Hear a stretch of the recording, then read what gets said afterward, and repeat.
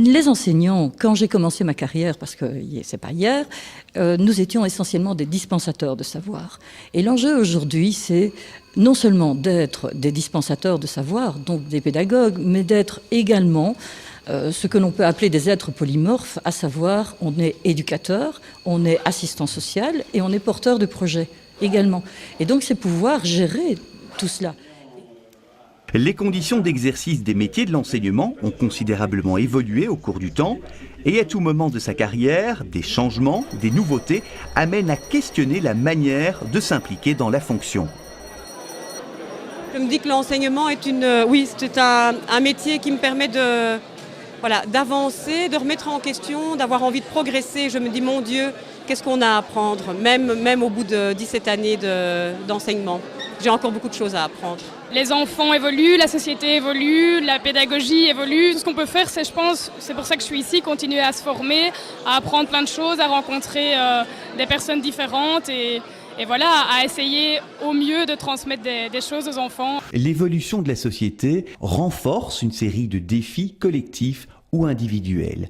On l'a bien compris dans le spécialisé, qui a récemment fêté son 40e anniversaire, ou en alternance, où, pour mieux former les élèves, certains professeurs se doivent d'être polyvalents.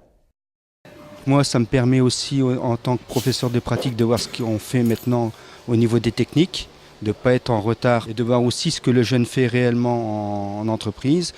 Pour si un jeune maîtrise totalement une technique à son emploi, je ne trouve pas l'intérêt de le faire à l'école. Arriver à maintenir un enseignement de qualité dans une société ou dans un contexte dans lequel l'implication des élèves et de la société est de moins en moins forte. On a aussi affaire à un enseignement qui de plus en plus est un enseignement personnalisé, donc on doit essayer de le personnaliser au maximum.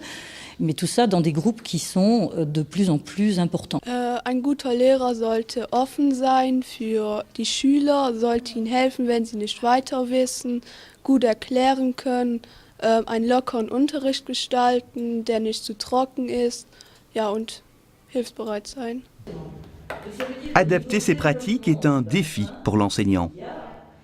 Un autre défi, c'est de garder sa personnalité, une certaine autonomie dans sa pratique professionnelle, alors qu'on est actuellement dans une phase de lissage des pratiques professionnelles ou des pratiques pédagogiques.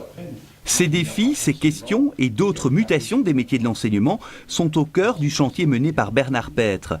L'objectif était d'explorer la manière dont les enseignants, les éducateurs et les agents PMS perçoivent leur parcours professionnel, les attentes qu'ils expriment par rapport aux conditions d'exercice de leur métier et au statut qui y est lié. Donc c'est une méthode de recherche-action qui travaille en 4 phases. Donc première phase, on collecte des informations, on voit ce qu'ils en pensent. Deuxième phase, on analyse, donc on essaye de comprendre quelles sont les logiques sous-jacentes, comment est-ce que ça se passe, comment c'est construit. Troisième phase, on essaye de voir comment on peut travailler ces logiques, comment on peut redéfinir certains éléments, certaines relations. Et quatrième phase, on cherche les actions à mener.